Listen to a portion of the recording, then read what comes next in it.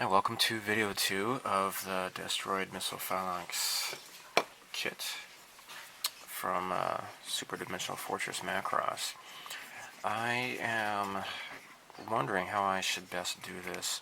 I had originally thought that the best way to do this is just to paint these things separately and then attach them together, because I have this thing here and I'm afraid of it getting kind of in the way. The problem though is that there's no guides, there's no pegs or anything for these things to fit together. So I'm thinking I might want to paint these things first, maybe tape them up somehow, assemble these. I'm probably going to have to super glue them too to make sure that they stay together, and then maybe sand down the seams if necessary, because this is kind of really, you see how it just kind of moves back and forth like that. I'm probably going to have to super glue them together just to be on the safe side.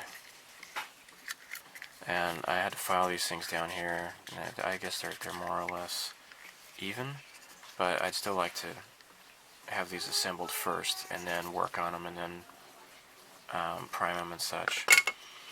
Now here, there's a bit of some gap areas here, and I'm not too happy with that. I filed these down, and I guess it kind of filled in some of the crack here, but I think I'm going to use some putty. Don't think that Mr. Surfacer is going to really help. It might. I don't know, I might try that, but I think the gap is a little bit too big, and Mr. Surfacer might just get sucked right into the crack. So what I might do is use some Tamiya putty and then thin it down with some lacquer thinner. So let's do that now. Okay, so we got some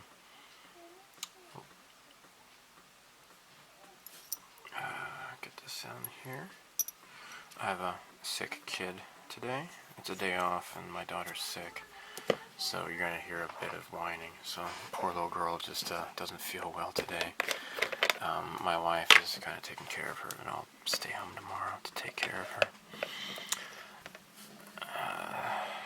So let's get some lacquer thinner on here and soften it up.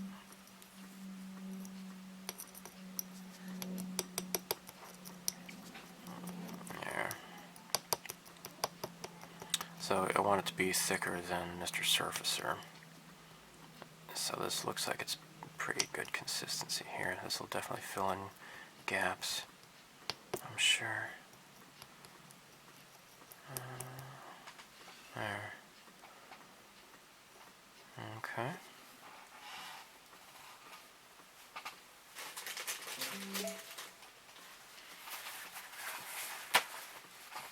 Let's wipe this off. Okay, so we got the part here. And we'll just brush it on along this crack here. There, just get it in the crack.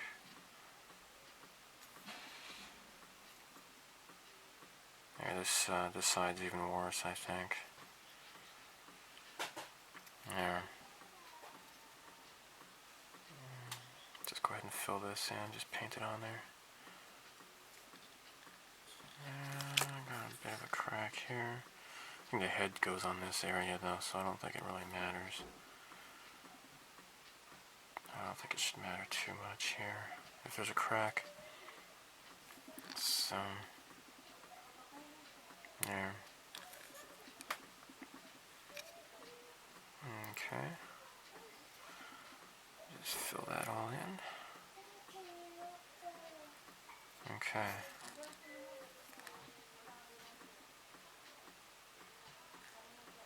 Now this stuff dries pretty quickly, so I can use this to kind of smooth it down. Okay, and then next we'll file it, and maybe just do a little test shot of some primer to make sure it'll look okay and smooth.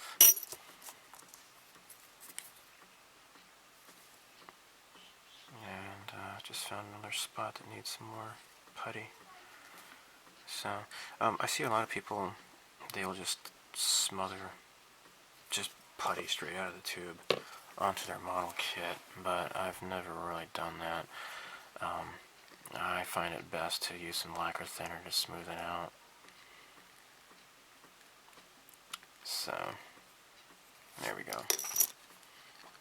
Just smooth it down here.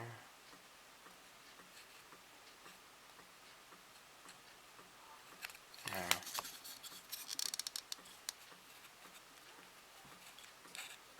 Okay. Alright, just let this dry. Okay, so I've waited a few minutes. This should be enough time. Got some 600 grit sandpaper here. Just kind of flatten it out, hopefully. Make it nice and smooth. There.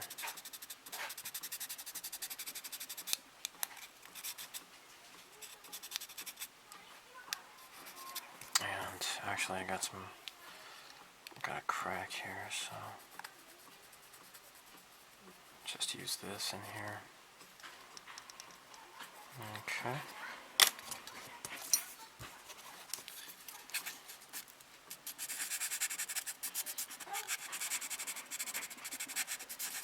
So I think it feels kind of smooth. I just want to make sure to get it in the little nether regions, like down here, because that's often the places where I don't sand it well enough.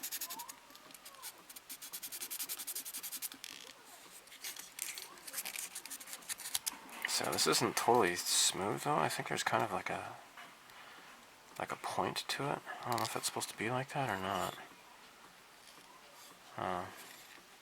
I have to look at the instructions, I guess. Although it doesn't really say. Okay, so I just, before I put the primer into the airbrush, I just kind of moved the little trigger back and forth, and it was kind of really rough going back and forth. So whenever I clean my airbrush, I always focus on the front part, but I guess I've been kind of neglecting the back part, and that's not good.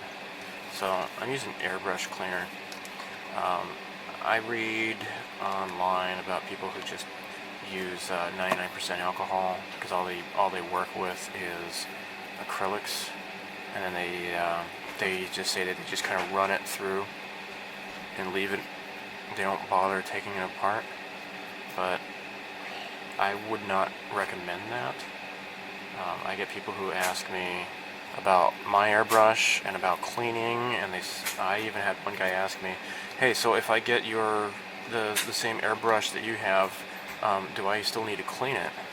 Well, I think every airbrush you have to clean it out, and if you don't clean it out regularly, you're just not going to have you're not going to have a reliable airbrush. I have never once had to take my airbrush somewhere to a shop to have it professionally cleaned or anything like that. I mean, with this one, this Wave, and also the Pache airbrush, I never had to have it cleaned. I don't think it's necessary. As long as you use the proper stuff, like I use airbrush cleaner. If you can't get a hold of this, I would recommend getting some lacquer cleaner. Lacquer thinner. And you got to use these cotton swabs here and just jimmy. If you get these fine-tipped, these are made by Tamiya. Just get some fine-tipped cotton swabs and just cram it in the holes. This is like the air hose here. Not a whole lot of paint gets in here, but sometimes it does. See, that's where you're getting some dirt here. And take off this. You always want to take the this little front cone. Right, you get in here. There. Let's get this wet again. And cram it in this hole here. It's the best way to properly maintain. Now, if I'm just going to be working with my airbrush, you know, I might clean it out a little bit, just to spray out. See, look at all that. Just spray some lacquer cleaner, or lacquer thinner, or the airbrush cleaner through it, and then go on to another paint. But when I'm done for the day, I always give it a good scrubbing. So there, you just take good care of your stuff, you know. And you can kind of feel where the needle is a little bit rough. And what I do, just get some of this stuff here, get it wet, and just rub it. Okay. Make sure it's nice and clean. Okay. You get some, a little bit of Vaseline if you'd like. There. Now I don't do it on top here because that's where the paint's coming out, but just on this back part here. And put this back in like this. So now this is getting kind of gunked up here too. Where's my, here it is. Just wipe it all off, you know? So, for you experienced modelers, of course this is probably boring you, but, you know, I never really show this very often in videos, but the inexperienced people, they need to see this kind of stuff, because they have questions, you know? And if you want to get an airbrush, this is how you take care of it. Just don't be lazy, you know? Just don't be lazy. So this little thing goes in here. There we go. And then this cap screws on the back. This is basically just identical to the Pache I had, except the Pache had a siphon feed. This is a gravity fed one, so it just went, the paint would go up instead of down. Other than that, it's just the same, really. So just carefully, because like actually I bent mine when I was at the All Japan Hobby Show. I talked to the Wave representative about maybe replacing the needle, but I was able to get some needle nose pliers and just kind of bend it back into shape, and it wasn't so bad, really. So there we go. And then this goes back. Okay, now that is a lot better. See, this is totally loose. So before it was kind of like, and sometimes when you, if it's really bad, what you do is when you pull this back, like, if I can, like, this will be like totally loose, right? And this little tooth doesn't go back, right? That means it's totally messed up. You always want to make sure before putting stuff in, make sure you can see the little needle moving in and out. Okay, you might want to do a little test squirt as well. Let me, actually I'm not going to use airbrush cleaner. Do some lacquer cleaner here.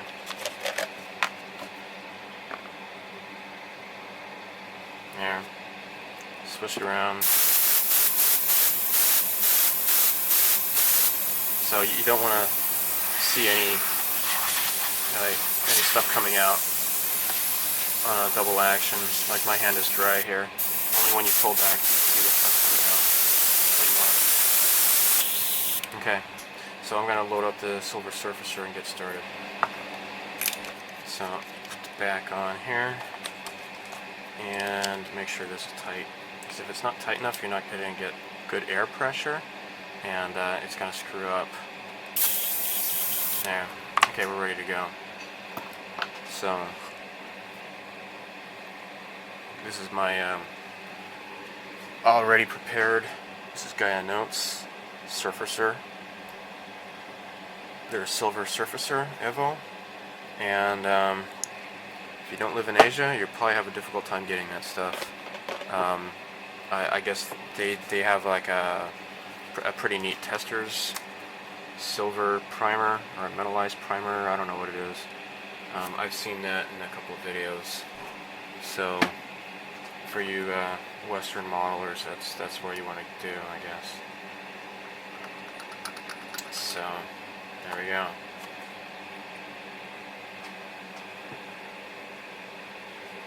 And just get a spare runner here. There we go. Alright, cool. Now, just get my rubber glove on, because I don't want to get my hand messed up.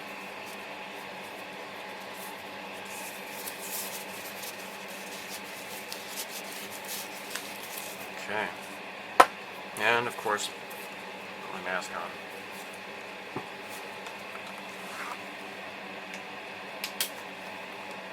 There. You can still hear what I'm saying, so it's no big deal. Alright, so let's start priming this sucker. This might be a little bit too thin, actually.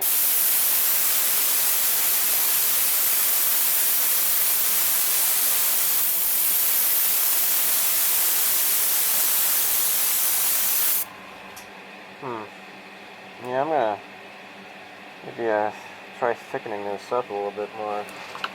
Yeah, I thickened it up a bit. I dumped some more in the airbrush. Yeah, I think it's working better.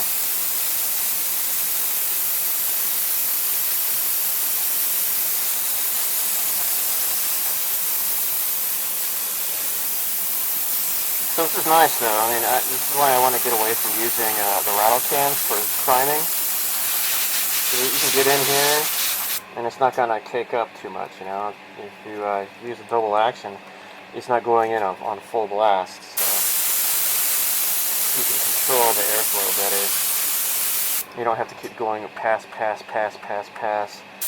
wasting a whole bunch of primer that way. Because it really gets expensive, you know, with the rattle cans.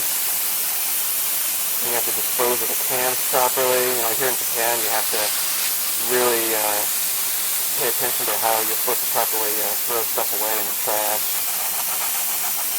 When I lived in the States, people who live in apartments, they're not held accountable for recycling at all, because unfortunately you just get like some really stupid people who live in apartment complexes, and it just kind of goes over their head. So they don't even bother. You know, recycling is optional. But here in Japan, recycling is mandatory, and it's just a lot better people who are you know held accountable to our good planet, and I really respect that a lot more. So this looks done. The crack isn't really so noticeable. I might work on that a little bit more, but I think this looks kind of nice. Yeah, I think that looks more or less okay. I might putty it up a little bit more. Now, these things need to be primed first.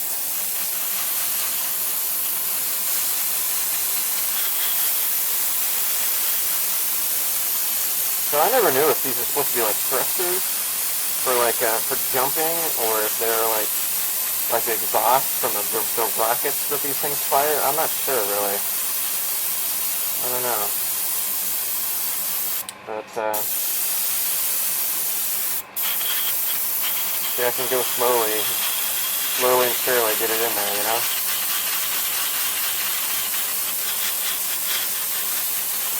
Looks pretty cool. All right.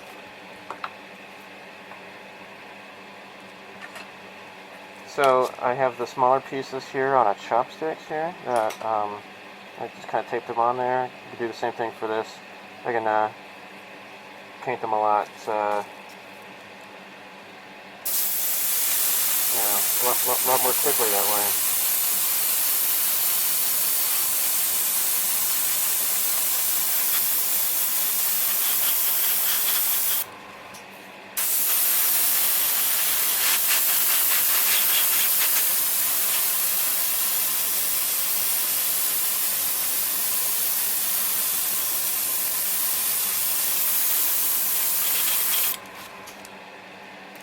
Okay, still got plenty of primer left to go. And if I open this up, see, it doesn't look so bad. The filters, you know, I can still use them. Using the rattle cans, the filters get clogged up so very quickly.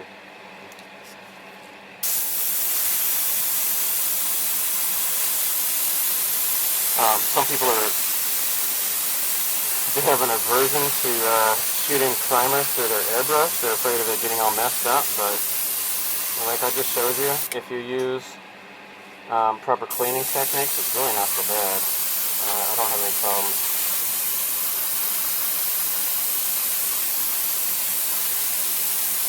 Just use lacquer, because lacquer thinner is going to clean up enamel, acrylic, and lacquer. So it is the strongest. Kind of get it this way here. It's the reverse side here. Okay, there, done. So I'll just continue. Okay, so I don't want to skip over anything because I want you to see what's going on here. So the neck part, I had to tilt this thing down, and then I just kind of shot the parts that were missed. Because, you know, when this is upright, you got some parts that are covered up. So I just tilted it down, sprayed. Now, these legs assemblies I've already completed, right? So, same thing goes for here. And it's a good thing this stuff is lacquer based because it gets, you know, it dries really, really quickly. So, maybe a little bit came off on my finger. It's not so bad though. So I need to prime in here too, you know? That's also what's good about this being, you know, shot through an airbrush, is I can get in and get tighter control. There. So now I got that seam line there. I'm just going to crank it back here. Put it on thickly here. Hopefully that might dry a bit more smoothly. But, yeah. Get the other leg here.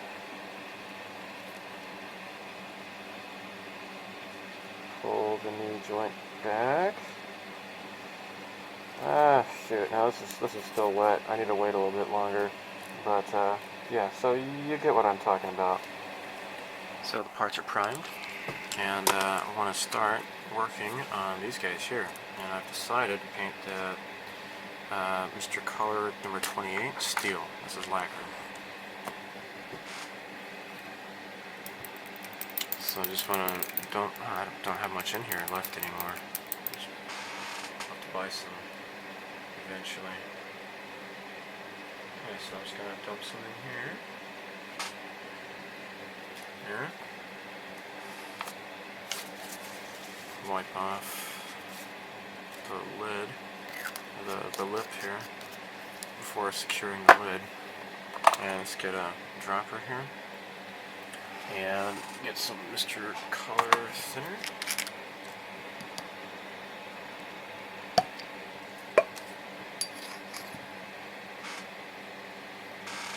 Okay, that should probably be enough in there.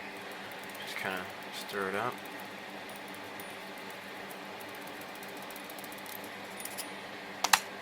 Okay. Get another plastic glove on.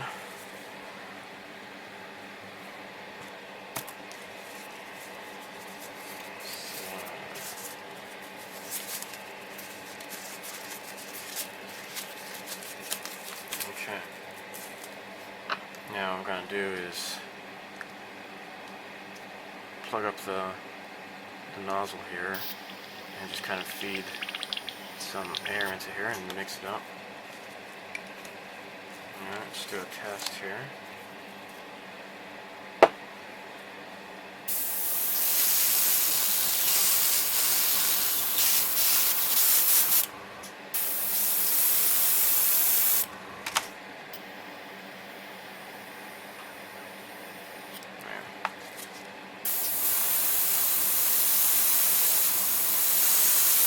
Okay, that should be good, I guess.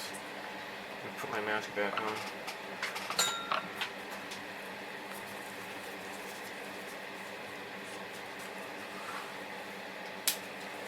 Okay. And just start painting here.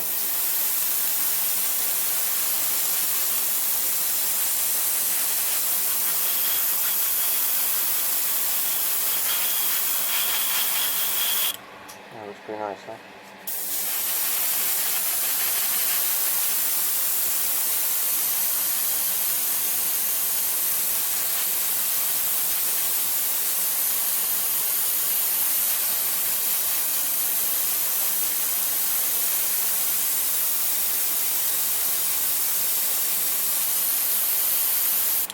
Okay. I'll do a second coat later. Just work on the next one. Yeah, I got plenty in here.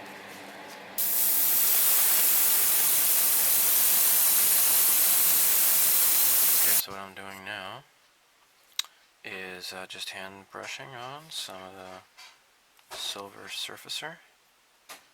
Not to be confused with Silver Surfer, which was, first of all, a character, of course, from the Marvel Comics, and that was a really, really stupid Fantastic Four movie.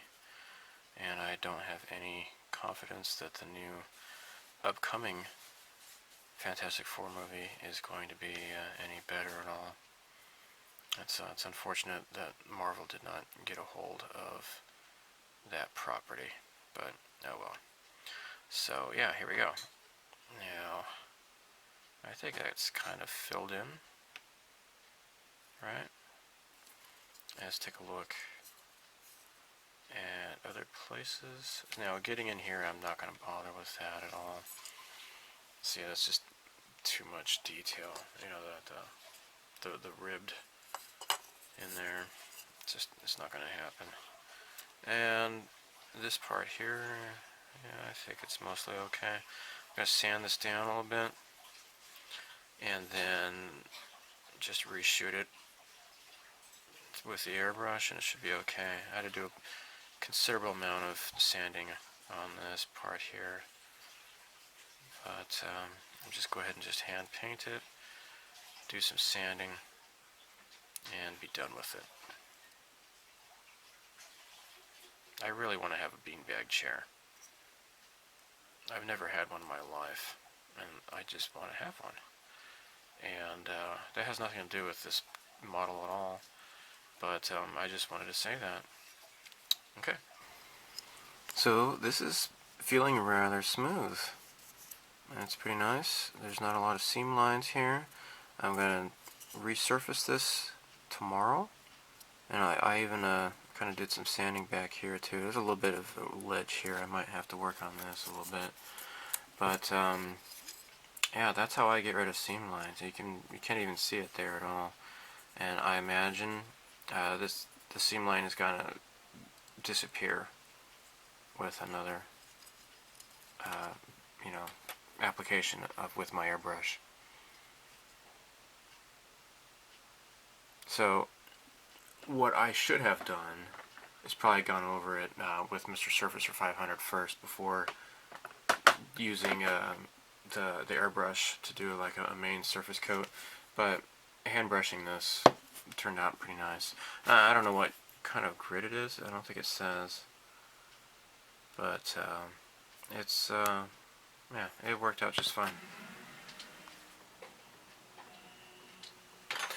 Okay, so I reshot it with the airbrush and it's looking pretty smooth, and I can say the same for the legs here. Not bad, not bad. Now what I did was shot in here too with some primer, because got a plan for how I'm going to put this together. So I want to paint this on the inside, stick it together, and then do some sanding or whatever on the outside, and then prime it, and then paint. So that's how it's going to happen. So you'll see that in the next video. So thanks for watching. Bye.